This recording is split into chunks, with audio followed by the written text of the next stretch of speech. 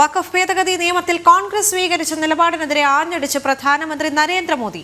Congress vote bank virus പടർത്തുകയാണ്, എല്ലായ്പ്പോഴും മതമൗലികവാദികളെ പ്രീണിപ്പിക്കുകയാണ് ചെയ്തിട്ടുള്ളതെന്നും അതിന്റെ ഏറ്റവും വലിയ ഉദാഹരണമാണ് വഖഫ് ഭേദഗതി നിയമത്തിലെ അവരുടെ നിലപാടെന്നും പ്രധാനമന്ത്രി ചൂണ്ടിക്കാട്ടി.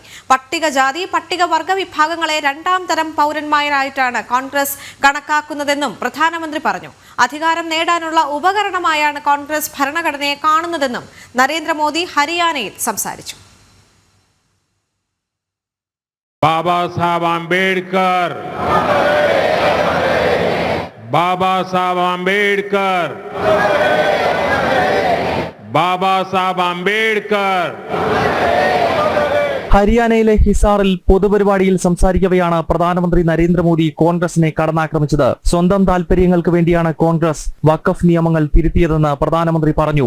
കോൺഗ്രസ് നൽകിയ അമിതാധികാരത്തിലൂടെ വഖഫ് രാജ്യത്തെ പാവപ്പെട്ടവരുടെ ഭൂമി തട്ടിയെടുത്തതായും പ്രധാനമന്ത്രി വിമർശിച്ചു. वक्फ के नाम पर लाखों हेक्टर जमीन पूरे देश में है.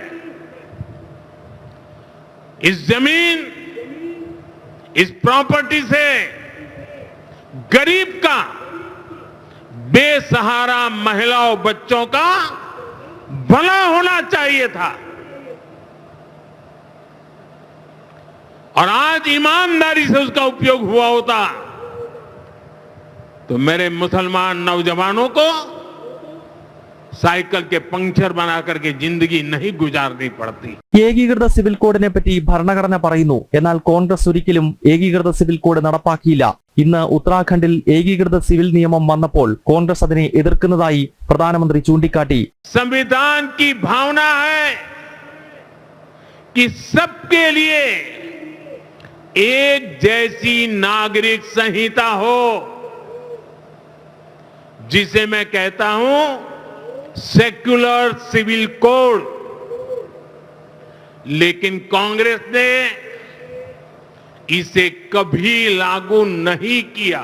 കർണാടകയിൽ മതാടിസ്ഥാനത്തിൽ സിദ്ധരാമയ്യ സർക്കാർ നൽകുന്ന സംവരണത്തെയും പ്രധാനമന്ത്രി നരേന്ദ്രമോദി രൂക്ഷ ഭാഷയിലാണ് വിമർശിച്ചത്.